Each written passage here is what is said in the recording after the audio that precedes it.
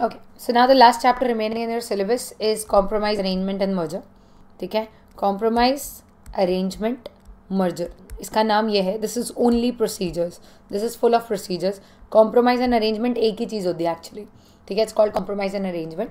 तो इसमें ना there are 4 procedures total इस chapter में. Okay, there is one procedure with respect to compromise and arrangement. And if you know compromise arrangement, good. If you don't know, it's nothing but internal reconstruction. Okay, जो आप accounts में पढ़ चुके हो, उसी को लॉ में कॉम्प्रोमाइज़ बोलते हैं. बिकॉज एवरीबडी इज एडजस्टिंग, सब कुछ ना कुछ जाने दे रहे हैं सो दैट कंपनी बच जाए, क्योंकि कंपनी बचेगी तो फ्यूचर में पैसे तो आ ही जाएंगे.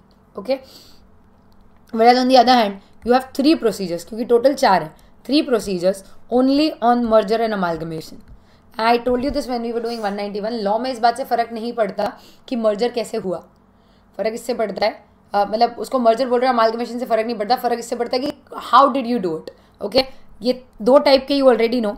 One is by sale of undertaking,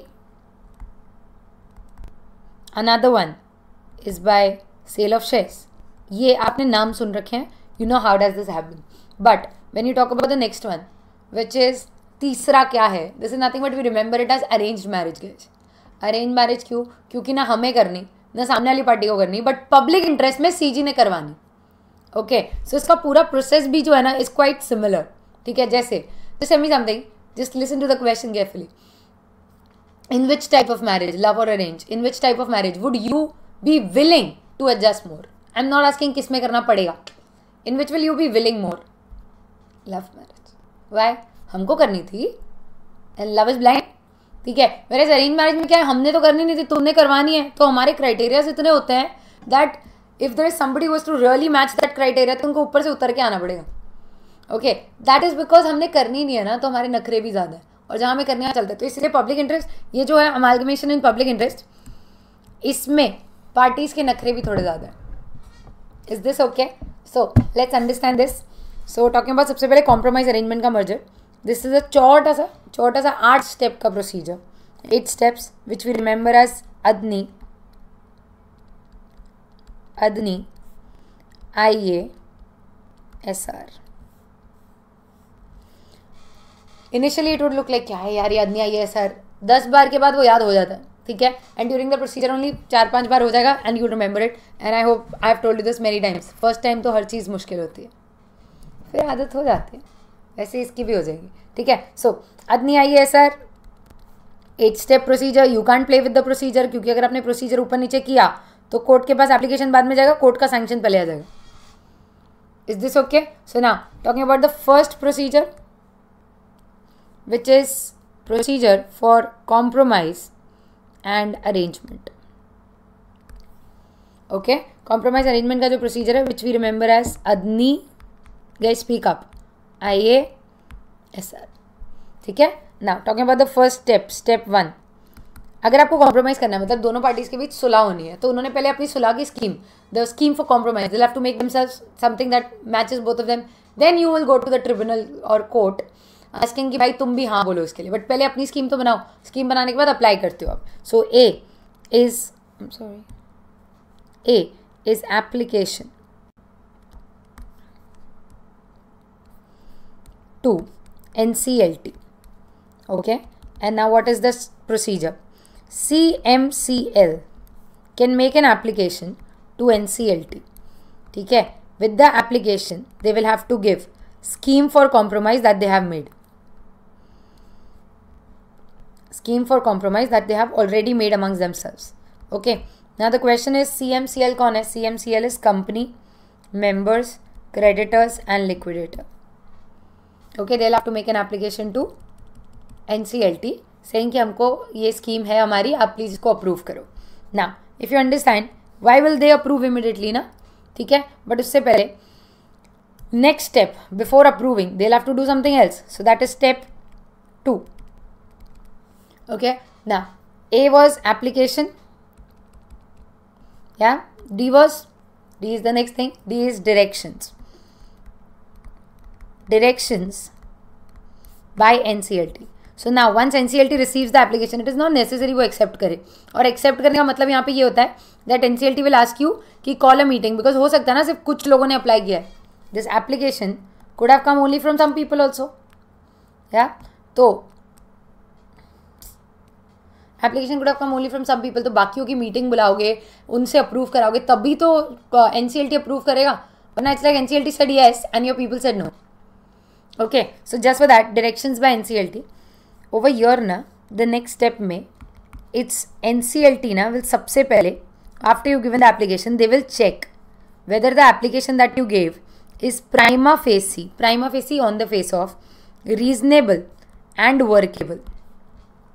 If they think no it's not reasonable and workable, तो they will reject your application and the story ends.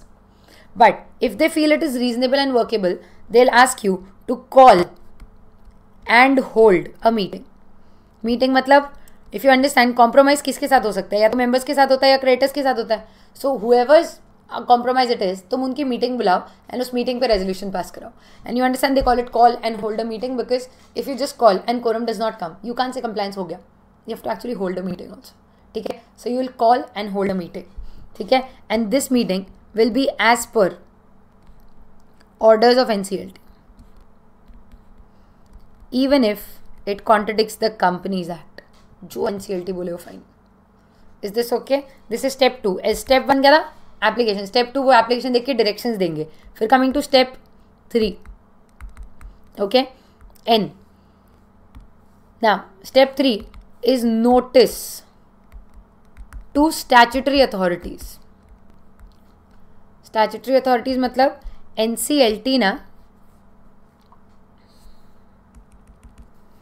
NCLT will give notice to statutory authorities. Statutory authorities मतलब RBI, SEBI, your stock exchanges, your income tax, इन सबको RBI will give a notice to them कि ऐसे ऐसे ना इन लोग का compromise का application आया जो मैंने accept किया है, तुमको कुछ बोलना है, तो they will have time to give their representations.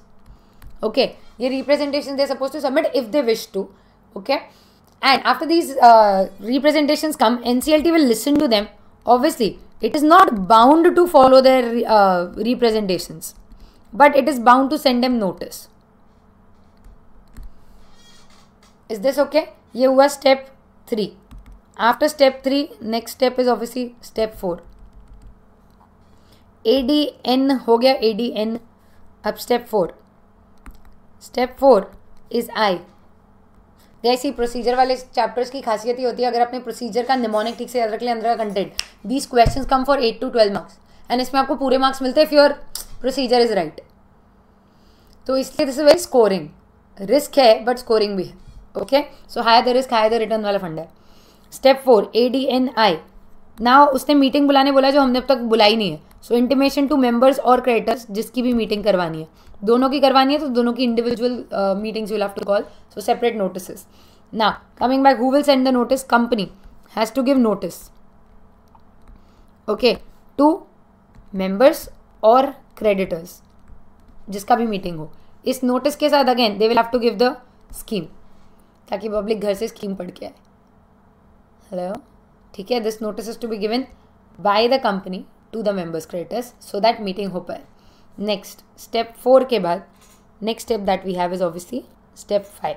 हम कर रहे हैं ADNI, अदनी IASR. ओके, ए क्या था? Application, directions, notice to statutory authorities, I intimation to members. Now next I जो है ना, उसको हम याद ऐसे रखते हैं कि internet. Okay, step 5 we remember it as internet but actually वो है वेबसाइट. हमारे याद रखने के लिए we call it internet. Understand? So the step over here is company and RSC, जहाँ पे if it is a listed company, they will have to put it on their website. Okay, now what does this mean? This means the notice of the meeting and the scheme, दोनों चीज़ें will be available on website of company, if any, and on the website of RSC if the company is listed. तो जिस भी RSC पे listed है उसकी भी website पे होना चाहिए. Is this okay? It is to be kept there till the meeting does not actually happen. अदनी आई हो गया. Now coming to A. मेरे को एक बात बताओ, उसने मीटिंग बुलाने बोला, क्यों बोला? Call the meeting and do what? गरबा, call the meeting and do what? Approve it ना, तो पहले they will approve and then NCLT will sanction. So next step 6. So it's approval by members creditors. So as the case may be, members creditors में से जो भी approve करे, so it's approval by members creditors and whoever approves it will work. Is this okay? So now member की अगर meeting होगी तो members approve करेंगे और creditors की meeting होगी तो creditors approve करेंगे. Is this okay? So for now ध्यान से सुनना. Approval कैसे होगा? Guys please understand, यहाँ ना OR होता है ना SR होता है. ये सबसे बड़ा ट्विस्ट है यहाँ का. There is no OR, no SR. Here there is extraordinary resolution. Extraordinary law ने नहीं बोला, हमने बोला. सबसे इंपॉर्टेंट पार्ट इसका ये रेजोल्यूशन है, ध्यान से सुनना. See, OR is majority, right? And SR is 3/4, right? हमें चाहिए दोनों. So we need majority in numbers holding 3/4 of the value to approve it. तो ऐसा नहीं है 2 बार रेजोल्यूशन पास होगा. रेजोल्यूशन एक ही बार पास होगा. अगर मेजॉरिटी इन नंबर्स ने हाँ बोला तो उनके पास अगर 3/4 वैल्यू हुए तो ये अप्रूव हो जाएगा.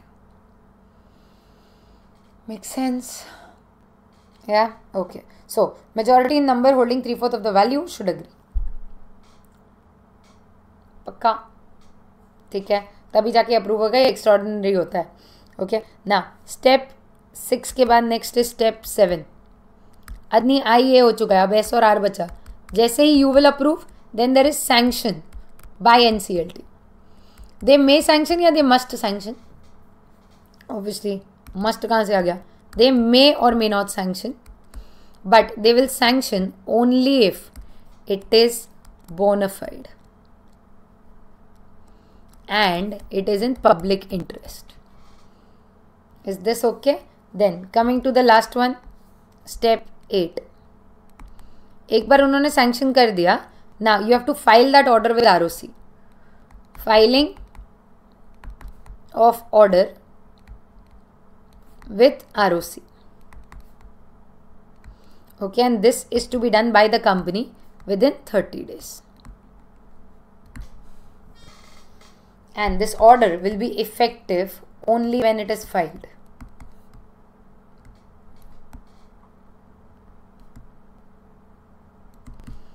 Make sense?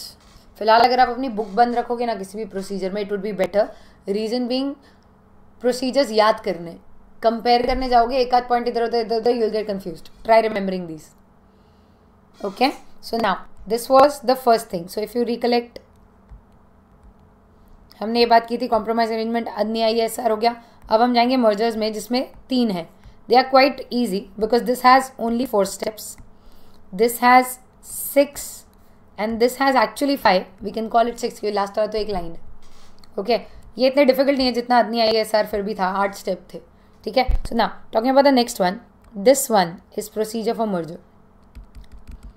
Okay, now I hope you know mergers and amalgamation के 3 procedures हैं. Okay, the first procedure is by sale of undertaking.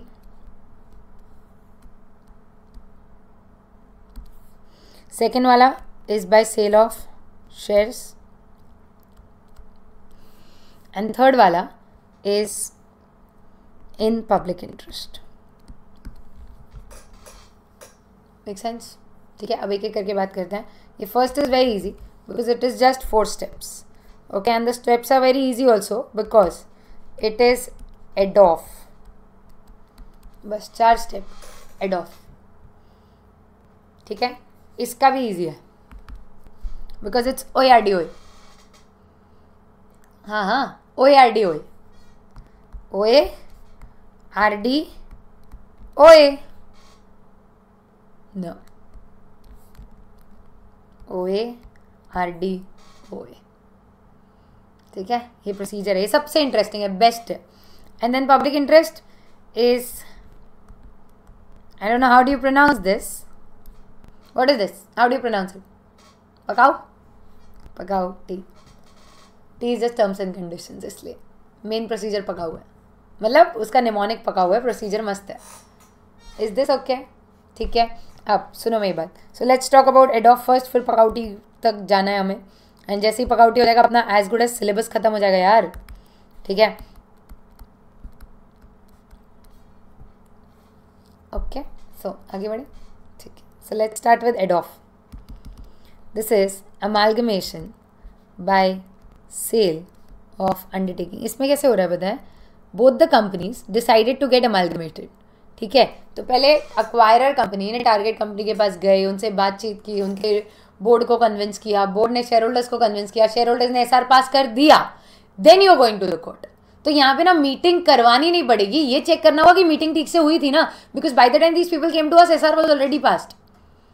Compromise में कोर्ट बोलता है तो मीटिंग होती है. यहाँ मीटिंग होने के बाद, बिकॉज तुम सोचो ना, तुम अमालगमेशन कर रहे हो, तुम्हें अपनी पर्सनल लाइफ में अगर अमालगमेट होना किसी के साथ, तो पहले तुम उसको पूछोगे या सीधा मैरिज रजिस्ट्रार के पास डेट ले लोगे? उसको पूछे बिना पहले उसको पूछोगे ना, उसने हाँ बोला तभी तो मैरिज रजिस्ट्रार के पास जाओगे. या उसको एक दिन बोले चल कहीं घूमने आता है, शी इज लाइक कहाँ जा रहे हैं, मैरिज रजिस्ट्रार के पास, आज शादी कर लेते हैं. शी इज लाइक कब पूछा, राइट? तो रजिस्ट्रार के बोलने पे थोड़ी पूछोगे, पूछने के बाद रजिस्ट्रार के पास जाओगे ना. Same fund. अब अमालगमेशन हो रहे हैं. अमालगमेशन वो भी, ये दोनों तो लव मैरिज वाले हैं, तो पहले आप अपना स्कीम वीम बना लोगे, उसके बाद आप कहीं जाओगे. Is this okay? ठीक है, so let's start. Sale of undertaking, इसका प्रोसीजर बहुत सिंपल है. As I told you, it's एडॉफ.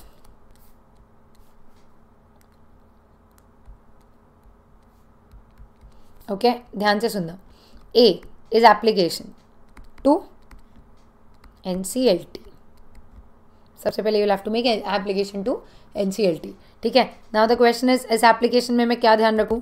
तो they said you just have to take care of few things. सबसे पहला, in the application you have to specify the purpose as to why are you amalgamating.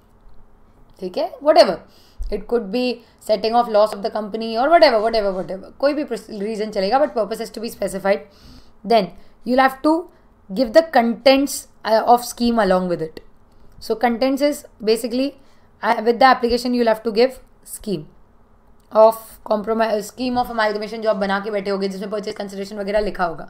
ठीक है, next there's one very important point to remember, object clause. ठीक है, ये क्या फंडा है बताए? कंपनी के ऑब्जेक्ट क्लॉज में कभी अमालगमेशन होता है क्या? I am just asking. Company के ऑब्जेक्ट क्लॉज में कभी भी अमालगमेशन होता है? नहीं. Can company still amalgamate? Yes, क्योंकि amalgamation is not an object. Were you born to get married? No. So amalgamation is not an object. It is a power which during the course of life you will do. Similarly, company भी amalgamate होने के लिए पैदा नहीं होती, तो उसके object clause में amalgamation नहीं हो सकता, उसका पावर है वो. ओके, ऐसा ICAI 2-3 बार पूछ चुका है कि ऑब्जेक्ट क्लॉज में अगर amalgamation ना हो, can company amalgamate? Yes, they can. Okay, next. Talking about the next step is D. अब if you understand, last time ना उन्होंने डायरेक्शंस दिए थे कि मीटिंग कराओ, हम तो यहाँ मीटिंग करके बैठे हैं, तो अपना ड्यूटी है कि चेक कर लो सब ठीक था कि नहीं. So duties of NCLT. ठीक है, talking about what are the duties of NCLT, please listen to me carefully.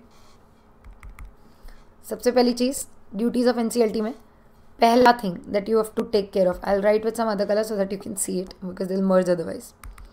सबसे पहले they'll check whether the meeting was held properly. Meeting was properly held. Okay, then they'll check the compliances, कि proper compliances हुए थे बाकी सारे application वगैरह में. ठीक है, then they will check the representations made by statutory authorities if any, क्योंकि वो लोग तो representation NCLT को ही देते हैं ना. ठीक है, next they'll check whether the amalgamation is bona fide. Bona fide मतलब Bonafide matlab it is in everybody's interest basically. So that is, they'll check whether there is public interest, and most important, they'll check the valuation of shares. Normally court does not interfere into valuation unless it is obviously unfair, patently unfair and unfair to the meanest intelligence. ये sentences अगर आप exam में coat करते हो ना, वो पूरे answer पे ना ICAI इफेक्ट ले आता है, because the language matches them. Okay, so obviously unfair, patently unfair and unfair to the meanest intelligence हुआ तो ही कोर्ट इंटरफेयर करेगा, वरना अगर एक्सपर्ट्स ने निकाला है, चार्टर्ड अकाउंटेंट्स ने निकाला है, they don't interfere. Is this okay? ना, नेक्स्ट ड्यूटीज के बाद अब वो देंगे ऑर्डर. ऑर्डर बाय NCLT, ये बड़ा इंपॉर्टेंट पॉइंट है. ठीक है, ऑर्डर बाय NCLT, इसके अंदर ना बहुत सारे पॉइंट्स हैं, बहुत सारे. ठीक है, जो आपकी टेक्स्ट बुक में भी है, you can check them later, I give you the mnemonic right away, ठीक है। And the mnemonic of it is तुम please Dell, you know Dell laptop, Dell दो ना। सो इट्स 1 2 3 4 5 6 7 8 9 10 पॉइंट्स जो कंटेंट्स में होते हैं ऑर्डर में। So these you have to remember, okay. Now just listen to me carefully, कौन सा क्या है। सबसे पहला T is transfer of undertaking, तो कोर्ट के एनसीएलटी के ऑर्डर में लिख के आएगा कि अंडरटेकिंग ट्रांसफर कैसे होगी, okay. Then P purchase consideration क्या होगा, will be there in the order. D dissenting share holders के साथ क्या करना है, will be specified in the order. Employees of the transfer amalgamating company will become the employees of amalgamated company और no, उसमें लिखा होगा। लीगल सूट्स जो अब तक अमालगमेटिंग कंपनी के थे, अब वो अमालगमेटेड के होंगे, ठीक है। दो listed companies, next sale is listed, if 2 listed companies merge and make third company, my question to you is the third company automatically listed या उसको लिस्टिंग करानी पड़ेगी?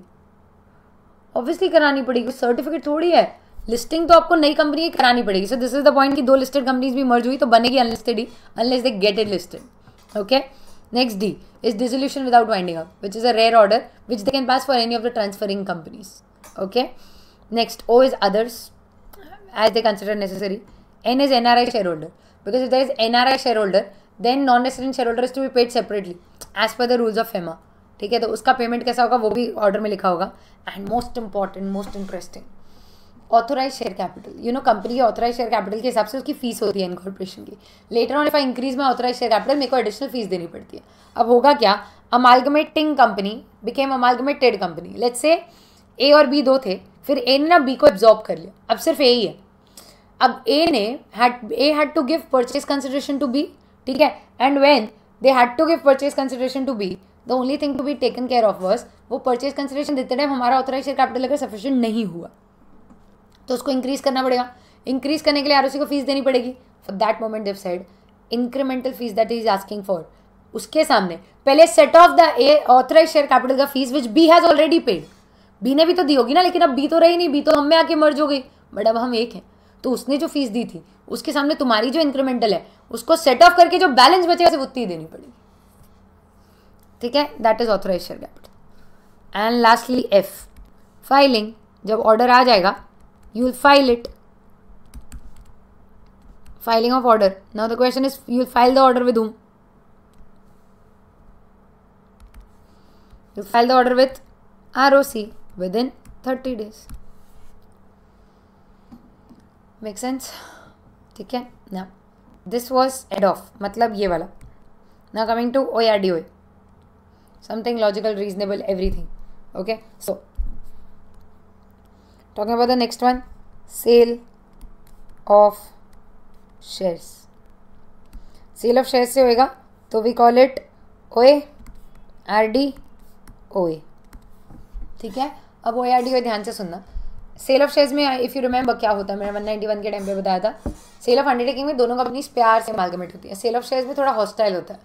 अक्वायरिंग कंपनी तुम्हारे मैनेजमेंट से बात नहीं करती, अक्वायरर कंपनी टारगेट कंपनी के सीधे शेयर होल्डर्स को टारगेट करती है market and gives them an offer कि तुम्हारे शेयर का प्राइस चल रहा है 200, I am ready to give you 400, लाओ बेच दो, या 300 या व्हाटएवर, वो वैल्यूएशन निकालेगा and that much is ready to पे।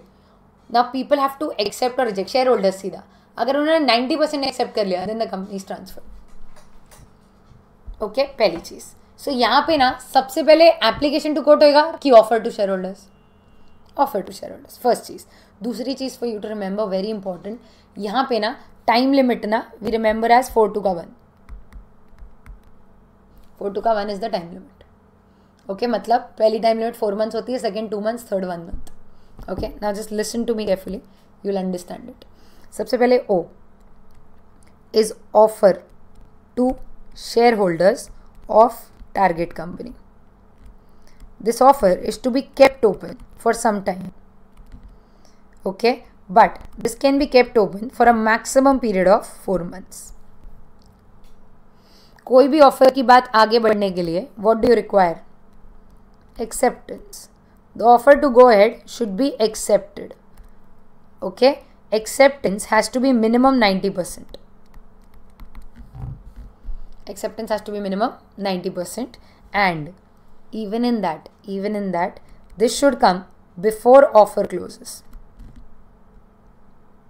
If you like मैम ये तो ऑब्वियस है ना, कॉमन सेंस है ना, ऐसे ही पूछ चुका है 2-3 बार आपसे दैट ऑफर क्लोज हुआ 2 फेब को और 3 फेब को आ गए बाकी के पब्लिक, चला लें क्या, तो कोई एक्सटेंशन नहीं उसका. Okay, before the offer closes. Then OAR के बाद OA हो गया. OA ना हुआ क्या, जैसे ही 90% विल एक्सेप्ट ना गाइस, तो बैलेंस बच गए 10% और may be lesser. Those are set to be descending share holders. First thing, now the acquirer company has a right to compulsorily acquire descending share holders की शेयर्स. ठीक है, and compulsory acquisition का मतलब क्या है, देखो पूरा झगड़ा क्या हो रहा है. I give an offer 200 rate था, आई गिव एन ऑफर 300 पे खरीदने को रेडी है. 90% अग्रीड. जो 10% डिड नॉट अग्री, उनको प्रॉब्लम मुझसे नहीं है, उनको प्रॉब्लम मेरे ऑफर से है. शायद they don't want 300, they want 350, ऐसा कुछ झगड़ा है. ठीक है, बट जैसे 90% ने एक्सेप्ट किया ना, I have a power that I can compulsory acquire descending share holders के shares at my rate which was 300. ठीक है, वो मांग रहे थे 350. ये मेरा राइट है, ड्यूटी नहीं है. So if you understand, right to compulsorily acquire shares.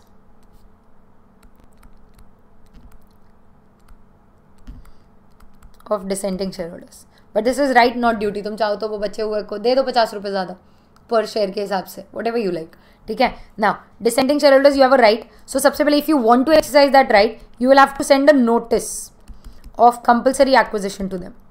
ठीक है, and this notice is to be sent within 2 months of closure of offer. जैसे 90% हुआ, ऑफर क्लोज हुआ, 2 months के अंदर you can send them this notice. 4(2) का 1 चल रहा है ना. ठीक है, ना याद रखना, तुम चाहो तो ना भी भेजते ना. इफ यू थिंकिंग मैम क्यों नहीं भेजू ना, if I am getting their share at discounted rate I would send ना, correct. But if you send them this notice ना, they have a right to go to NCLT खुद को बचाने के लिए. एंड अगर वो जाएंगे ना तो टाइम बहुत लग जाएगा. So you want to put in that time और no is the only question. ठीक है, so then dissenting share holders will move to NCLT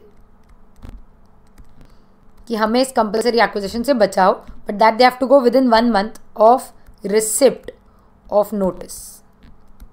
please याद रखना, सिर्फ वही जाएंगे जिनको नोटिस आया. जिसको 50 ज़्यादा देने को रेडी, वो कहाँ जा रहे हैं. ओके, सो नेक्स्ट OARD हो गया. यस, ना coming to O.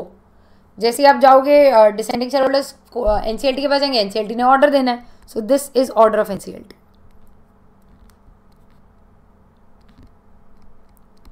NCLT will give order only after giving OOBH, opportunity of being heard. ठीक है, after that only NCLT will give the order. Next point. So once NCLT has given the order A, finally वो होगा जिसके लिए सारा झगड़ा चल रहा था, acquisition of shares. अब मेरी बात ध्यान से सुनना. ऑर्डर क्या क्या हो सकता था. Either order could be in the favor of company or it could be in the favor of dissenting shareholders. If it is in the favour of company, मेरी बात ध्यान से सुनना, ये जो आपका राइट था ना to acquire, now it is right as well as your duty to acquire. क्योंकि जब तुम्हें now you can be like जम माफ किया, अरे तो टाइम पास क्यों कर रहे थे NCLT का.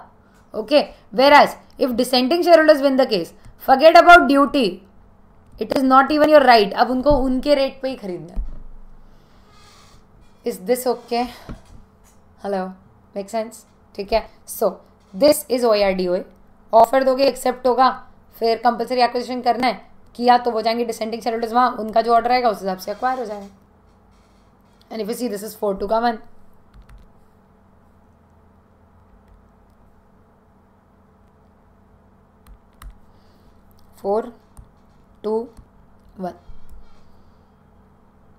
Is this okay? ठीक है, ये हुआ सेल ऑफ शेयर्स. अब बचा last procedure, and that last procedure is amalgamation in public interest. कौन करा रहा है ये अमालगमेशन? ये अमालगमेशन करा रहा है CG. CG ने डिसाइड किया है कि तुम्हारा amalgamation is in public interest. ना तो क्वेश्चन इज अच्छा ठीक है, सो इसका प्रोसीजर क्या है? इसका प्रोसीजर इज PCAOOT. ठीक है, अब स्टार्ट करते हैं टॉकिंग अबाउट दिस प्रोसीजर. सबसे पहला P is preparation of draft scheme. देखो अमालगमेशन की स्कीम बनेगी, बट वो पहले ड्राफ्ट में बनेगी. एंड यू थिंक कौन कराएगा ये?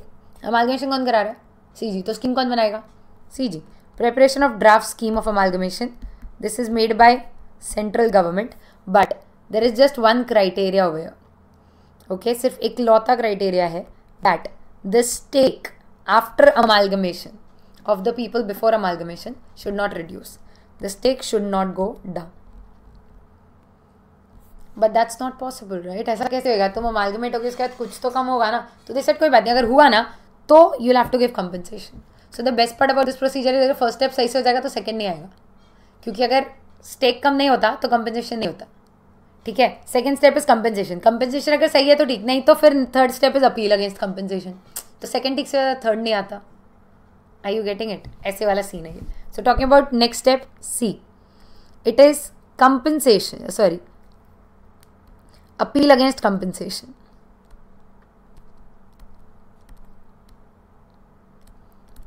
This is to be made to NCLT, क्योंकि CG के खिलाफ अपील हो रही है ना. So you will go to NCLT. NCLT के पास you will go and file an appeal, and NCLT के पास ये जो अपील गई है, listen to me very sorry. I just wrote the other step here. I'm really sorry. Coming back, sir. So, preparation of draft scheme के बाद C, अगर if stake is reduced, then they will have to give a compensation, and this compensation will be decided by CG. Question is, who will pay? CG will pay. It is decided by CG, paid by amalgamating company. जैसे purchase consideration में add होके आएगा. Okay, now A is appeal against compensation. So if you are not satisfied with the compensation, you can file an appeal, which I just told you, to NCLT. Is this okay? Then please listen to me carefully. ये जो O है ना, ये जो O है, this is opportunity of being heard, but ये कुछ और है. अभी पहले अपील खत्म नहीं होगा ना, तब तक उसमें नहीं जाना, अदरवाइज कंफ्यूजन होगा. अब सुनो, दिस कंपनसेशन के लिए you filed an appeal to NCLT. तो यहाँ भी एक OOBH है, बट ये अपील के अगेंस्ट वाला है. NCLT will go give OOBH, and then NCLT's order is going to be final and binding. मतलब इसके खिलाफ अपील भी नहीं हो रही NCLT के पास. ठीक है. सो कंपनसेशन NCLT के पास हम अपील लेके जाएंगे, OOBH देगा and fine. So if you understand, यहाँ पे ना अपील खत्म हो गई, दिस मतलब ऑर्डर भी आ गया, इट्स ओवर नाउ. ठीक है. So now what is this? This is opportunity of being heard, not for compensation. No. This is for amalgamation. So what happens is CG is going to send the draft scheme to both the companies, company 1, company 2, जो इनको amalgamate करा रहे हो, and they will have a time of 2 months to send their representations to CG, by which CG is not bound to listen. Is this okay? ये हुआ opportunity Bing heard, amalgamation वाला. Please याद रखना, appeal वाला हो गया अलग से. नेक्स्ट फाइनली जब सब हो गया तो आएगा ऑर्डर ऑफ अमालगमेशन. ये जो OOBH था ना, ये NCLT ने दिया. ये जो OOBH था, ये CG ने दिया. Okay. So order of amalgamation, and this is terms and conditions of amalgamation as CG में decide. Okay, make sense? So this completes your last chapter of the syllabus, which is compromise arrangement. Okay.